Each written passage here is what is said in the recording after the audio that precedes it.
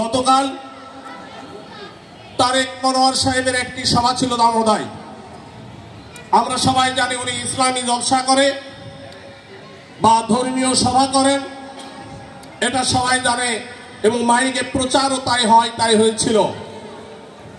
কিন্তু আমরা সেখানে দেখেছি সারা আমার দামোদর আশপাশে আমাদের হাউলি ইউনিয়নেও মনে হয় সব জায়গায় চাঁদা তোলা হয়েছে। সব জায়গায় বাড়ি বাড়ি রসিদ দিয়ে চাঁদা তোলা হয়েছে, 500, 1000, 2000, 5000 করে চাউল উঠানো হয়েছে, টাকা উঠানো হয়েছে। যে ধর্মীয় সভা হবে, কোরআনের মাহফিল হবে, আপনারা এখানে সাহায্য করেন, সহযোগিতা করেন, আল্লাহর কাছে যেতে হবে, জান্নাতের পথ পরিষ্কার হবে, এই বলে সব চাঁদা তুলেছে। সেই ধর্মসভার নাম করে, কোরআনের তাফসীর মাহফিলের নাম করে সেখানে হয়েছে একটি রাজনৈতিক দলের সভা। সেখানে প্রধান অতিথি ছিলেন জামাতের এখানে যিনি নমিনি হতে চান, তিনি ওখানে রুহুল আমিন সাহেব ওখানে প্রধান অতিথি হয়েছেন।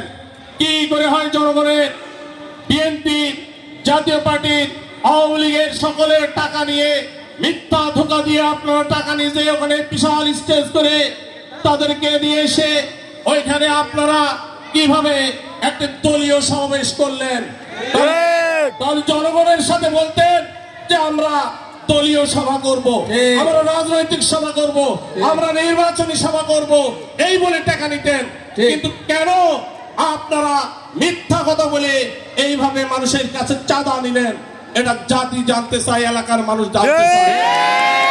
আমাদের মা বোনেরা মন নরম, বাড়ি গিয়েছে, দিয়ে দিয়েছে টাকা, 200, 500, 300, 600, 1000 এইভাবে টাকা দিয়েছে, কোরআনের মাহফিল হবে। কিন্তু সেখানে তা হয়নি। পুরোটাই আমরা দেখেছি, আপনারা লাইভে দেখেছেন, পুরোটাই হচ্ছে একটি রাজনৈতিক দলের নির্বাচনী সভা। কেন আপনারা এই ধোঁকা দিচ্ছেন জনগণকে?